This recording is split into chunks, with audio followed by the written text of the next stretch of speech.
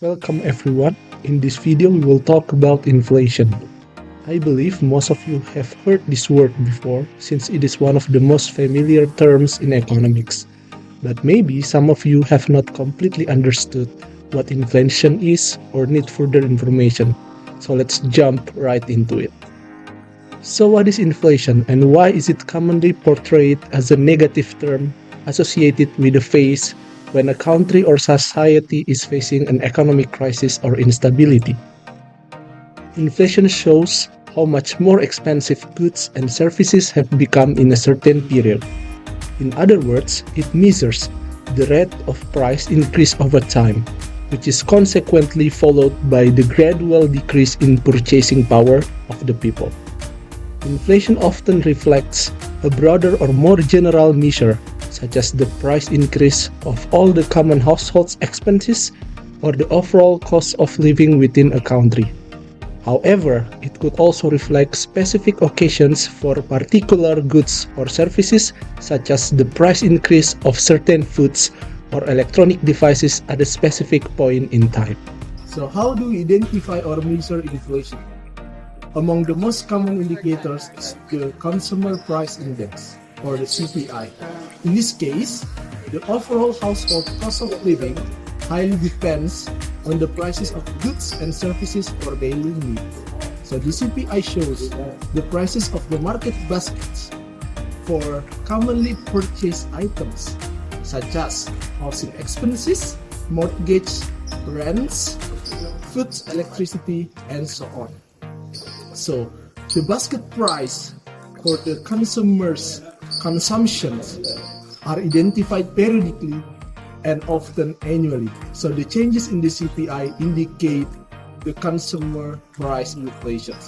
For instance, when the CPI for the base year is 100 and the current year CPI is 150, we could say that there is 15% inflation throughout this period. So what causes inflation? The most common factor is disruptions in supply or demand.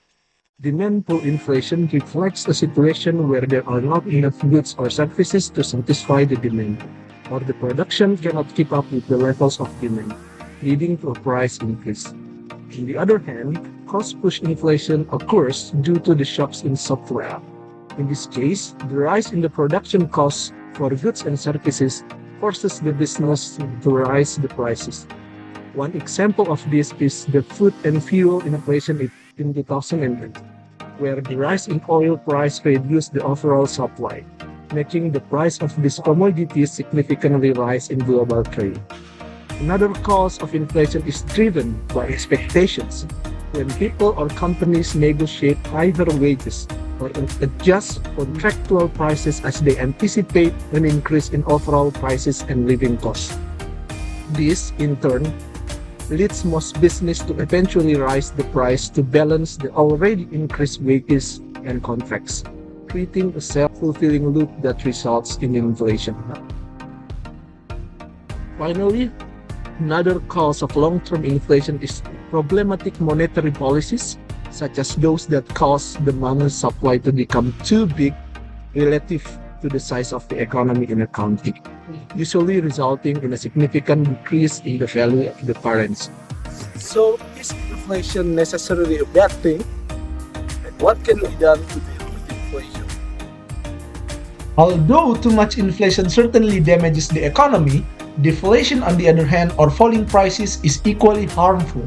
When prices are low, consumers are reluctant to make transactions since they expect lower prices in the future. This leads to lesser economic activities, less income generated by businesses, and lower economic growth. Hence, no or too little inflation is not good either. And many economists suggest that low, stable, and predictable inflation such as 2% per year is the most preferred option. In general, policymakers must carefully balance demand and growth and avoid overstimulating the economy. When inflation happens, their response will highly depend on the nature and cause of the inflation.